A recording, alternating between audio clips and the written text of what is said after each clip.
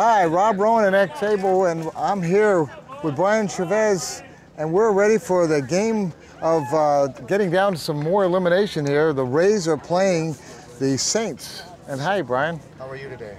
This is a great day out here in Council Bluffs. It's nice and warm. Nice and warm. It's a great day to play softball is what it is. Well, this game is delayed a little bit because the last game went on so long. Another big 24-run for one team game. It went on and a little bit extra, and you had a game with your team. We beat the Mets with a lot of runs. Yes, we did. 17-2, I believe, was the final score. All right, well, we have Jeremy Day up, and I don't want to... Jeremy's... For the Rays, he hits a nice shot, and that's going to be definitely a single. I don't think there's any way they're going to get him. And a nice way for the Rays to start off. Great single. Way to start it off. By the way, this broadcast is brought to you by Colors Wheelchairs. Colors Chair. They have the most incredible chairs there are, and we've just gotten to see them. And I've seen quite a few more around here. People, they make sports chairs, yep, and they make non-sports chairs, children's chairs and stuff. But we want to thank John Box and the Colors team and Brianna, who's here, and for their support. Thank the Colors team for their support.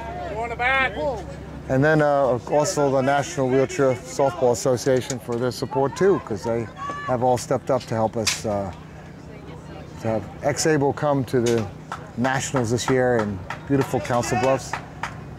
And we have Shelton Mobley, who's the right center, and he is a big hitter, and I have seen Shelton hit the ball before. Good player. He gets a hold of that ball sometimes. He can really put it. He's got a nice big swing there. Have you seen the Rays play before? Have you seen the Rays play much? The only time I've seen the Rays play was last year at their tournaments. I was down there playing with the Chicago Cubs, and yes, very strong. That's right. Oh, you saw him also in Chicago. That looks like that's definitely going to be a hit there. Nicely done.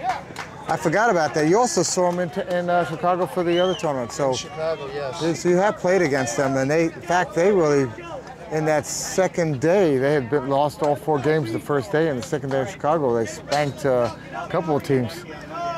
So they have it in them. New team. We got a great pitcher with Jerry Anderson for the Saints, one of the very premier pitchers around the league. I don't know much about, I haven't seen the Saints play before, and maybe you could tell us who's in the outfield for the Saints and give us a little bit of a Well, in left field, defensive. we have a great hit. Oh, did he catch it? Yeah, he did. That's 2 outs. Great double play. Great double play by short field Scotty Bird. Beautifully done. In the air. Yeah, he's a Hall of Famer, Scotty. He's Yes, he is. playing 13 years, still playing the game. It's interesting to be a Hall of Famer and still be around. He's a leader on that team. It's like having a chance to visit your tombstone or something, you know, I mean, Right. still whatever, I don't know. On top of there. Anyway. Great general. Team's Okay. been around for a long time. Now, Andy Byrne, I'll just take a little second just to tell you about Andy. We saw Andy at the vet games, and he won a gold in several things, but one of them was in lifting 400 pounds in weightlifting. Really? Bench press 400 pounds, huge. Wow.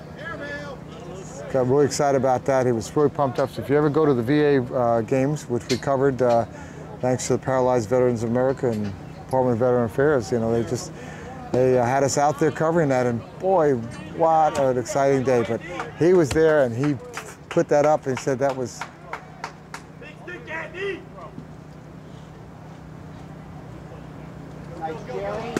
Oh, he puts that in play. Shot to Brendan. It's going to be 3 away, and no run score as he grounds it out. But the Rays have showed at least some pop in the beginning. So 2 hits and no runs. Just takes a little bit to work out some of the kinks and get the bats going, and got to kind of get a little riled up.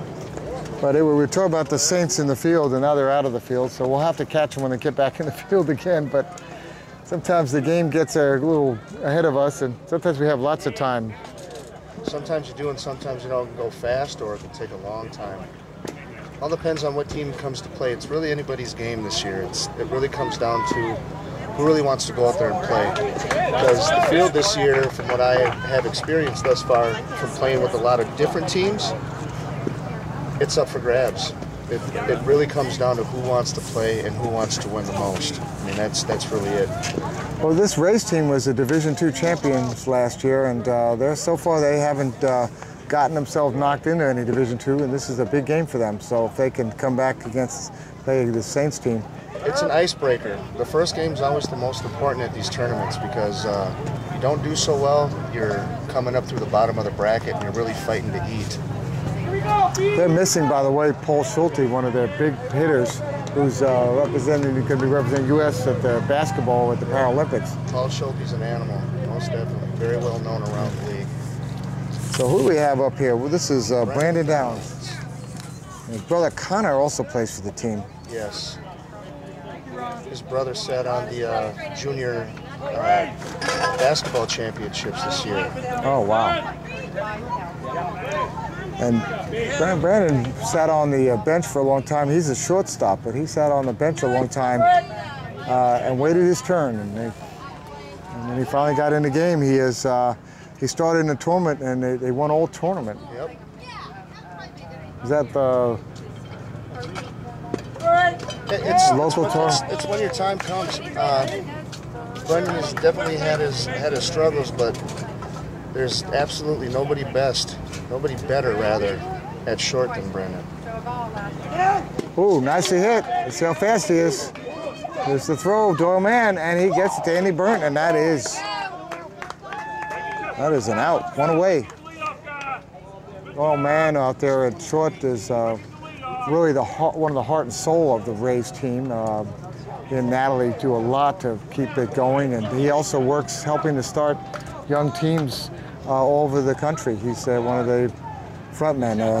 We have Dennis Mason out there who's pitching, and Tracy Wilkerson is not normally starting, is at second base there. Got Evan Thorne up to bat right now. I know Evan. He's got a great bat. He's also got a great shot too. And there it is, right, a big hit. Oh, nicely caught there. And that, I think, was Jeremy Day with that catch there. Beautifully done. 2 away. I was saying Tracy doesn't normally start at second, and so it's nice to see her out there playing. Annie Burnt at first, we were talking about earlier. Shelton Mobley out there, way out there at kind of right center. Yep.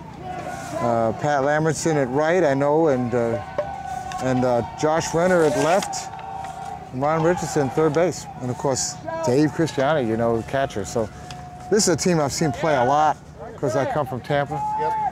And of course I'm a Rays fan, but that's the Major League Rays here. I kind of root for them, but I don't root for them any more than anyone else. I just kind of like to see everybody do well. That's it. I wonder if they're pumped up at all by the fact that the team's in first place ahead of the Red Sox. And for all you Boston fans there, sorry if I let my enthusiasm, and Yankee fans, but we were tired of sitting at the bottom of the pack, you know what I mean? Tired of sitting down there. Yeah, we're at 24, 25 games over 500, and we're going to stay there if we can help it. Ooh, nicely hit ball, and he caught it. Did he get that ball? No, but it looks like he might have had a hand on it. Usually if you have a hand on it, even if it does it. So it's a ground rule double. Yep, over the fence. See, I didn't see it because the umpire got in the way there, and I saw his hand raised up, and I'm thinking, like, you know, sometimes when they catch a ball, you're showing that the ball is in your hand, but I couldn't. But got lucky up here. He's a big bat for the Saints team. Lucky Aremia, is that it? That is it. Yeah, he was with a team called the Confluence. He was. And then he moved to Minnesota for school, and blessed enough that he found a spot over there on the Saints team, and they walk him. They walk him. Okay, base on balls. He's from East St. Louis, huh? Is that where he's from? So what is East St. Louis have like a thing about it when you say St. Louis and you say East St. Louis? Yes, by far. What does that mean? Is that like a? It's kind of a competitive thing, like us and the Minnesota Twins and the Saints. It's one or the other. It's St. Paul or Minneapolis? Yes, exactly. And you guys are here watching a game of St. Paul, and you're from Minneapolis side of the fence? Yep. Or the river? The river, the Mississippi. Got Manny Guerra up to bat. Yeah. He was a gold Olympian for hockey, sled hockey. Oh, wow. He's a goalie, isn't he, I believe? Oh, that's a nice hit ball, and I don't know if anybody's going to get that one. No. And that's another ground rule double. That scores a run.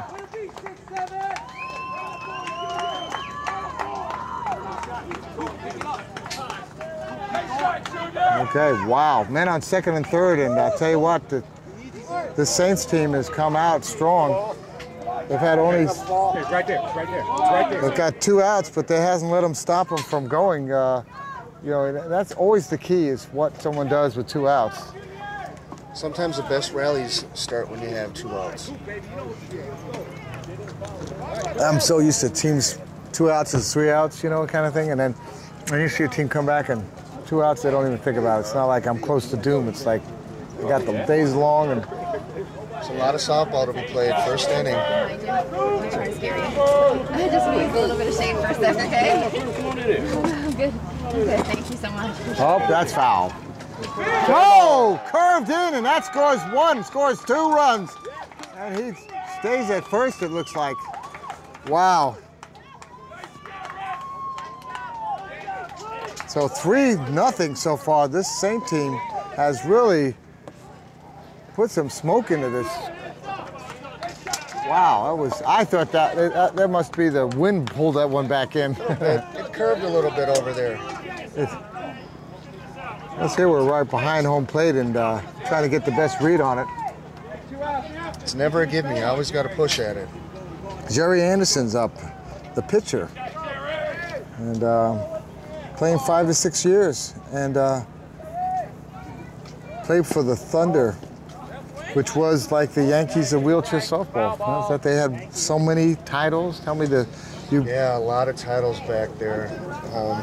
The Thunder and the Pacemakers, you know, add up to 17, 20, you know, all tournament wins. And, you know, you dismantle it, but Jerry's been a trooper through it, come through and just keeps pounding the ball. Great pitcher at it. That's a hit. They take the ball in fair territory when he's with the partner. That guy's out. That's a fair ball. That's not a foul ball. The ball bounced and he hit it in fair territory. We're having a little discussion here. The ball hit the bat, correct? No, he didn't go in fair territory after he hit it. There's a discussion here by the umps, and do you understand, Brian, what's talking about here? Well, what I seen was that the ball bounced, and just the continuation through it struck the ball. The ball should be brought back to the pitcher for his second pitch. The ball should not be out, but, you know, it's up to Blue.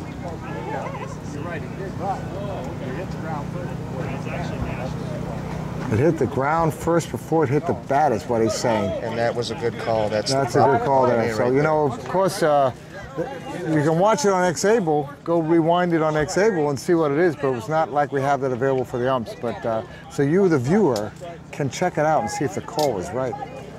I think it was a good call. And, oh, no, that looks like it could be, they're going for 1.